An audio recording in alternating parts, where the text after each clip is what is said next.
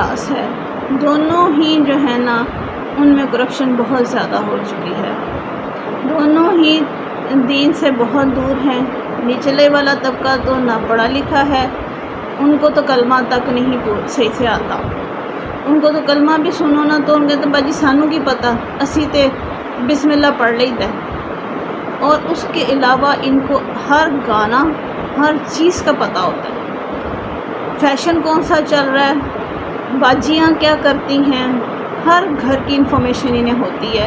ہر fashion کا انہیں پتہ ہے، ہر لپسٹک پاؤڈر ہر چیز کا انہیں پتہ ہوتا ہے۔ نہیں پتہ ہوتا کلمہ کلام کا نہیں پتہ، نہیں پتہ ہوتا قرآن کا نہیں پتہ۔ بچوں کو یہ قرآن ناظرہ پڑھا لیں گے، لیکن جہاں پر ان کو کہو کہ تفسیر سے باجی ساڑھے کول ٹائم نہیں، تانوں پتہ ہے کہ اسی تے کماں تے جانیاں وا۔ یہ طبقہ انتہائی کرپشن کا شکار ہو چکا ہے اور ڈٹائی سے پھر مانتے بھی نہیں ہیں کہ یہ غلط ہے، اور پھر چوریاں چکاریاں ڈکیتیاں ہر چیز ان میں آ چکی ہے، اور کوئی بندہ ان کے شر سے محفوظ نہیں ہے۔ جس کو جو بھی ان کے ساتھ ذرا سی بھی اونچ نیچ کرتا ہے اس کی تئی کر دیتے ہیں اور اس کے ساتھ بدتمیزی سے پیش آتے ہیں اور بالکل بھی لحاظ نہیں کرتے ہیں۔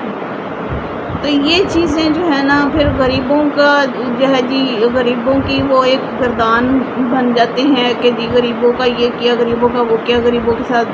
بدسلوکی کی۔ یہ نہیں کہتے کہ ہم بھی غلط ہیں۔